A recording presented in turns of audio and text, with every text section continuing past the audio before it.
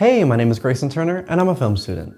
Today I want to figure out if you have to use the greatest and best computer that you can find to edit videos, or if you can get by with what you already have. I started editing videos on a 2009 MacBook. No, not a MacBook Air, not a MacBook Pro, a 2009 MacBook, the cheap white plastic ones. Now, it got the job done, but since then I've upgraded a few times and I'm currently using the 2019 MacBook Pro 16-inch. But I intend to prove today that you do not need the best computer to edit videos and you can get by with what you already have. So let's figure it out.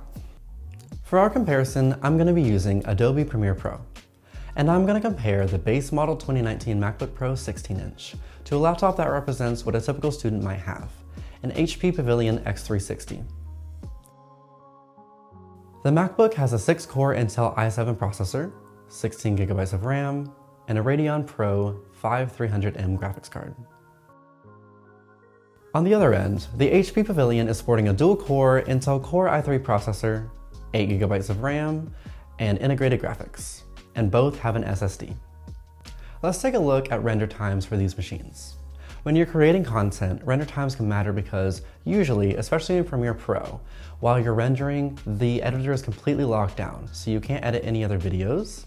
And on less powerful computers, you really can't do anything else, like even go to Chrome or Photoshop, because the computer will either crash or just be way too slow and not be usable. So let's try to render a 5-minute 4K video. The HP takes 20 minutes to complete the render. And the MacBook takes the lead by getting the job done in 4.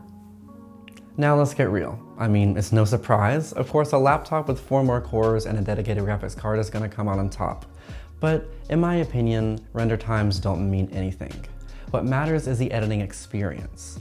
Nothing is more frustrating than when you're trying to scrub through a timeline or drag a clip over and the computer freezes, crashes, or the playback is just choppy. So let's talk about the editing experience with these machines. On the MacBook, trying to edit a 1080p and 4K video goes smoothly. It can add effects, adjust colors, and even more with continuous, smooth playback. The HP, however, is another story. 1080p video is a breeze with no horrible playback issues. 4K is another story. 4K footage is very intense for a computer to try and handle. Even if I drop the playback resolution to 1/4, it still is choppy and basically a nightmare to use. Now, editing 4K footage is becoming increasingly more important, especially because here on YouTube, all the videos are commonly 4K now. And also, we all have a 4K camera in our pocket now, your phone. So you might as well learn to edit the footage that you can shoot. So here's what we can do to try and fix this issue of not being able to edit 4K footage. Proxies.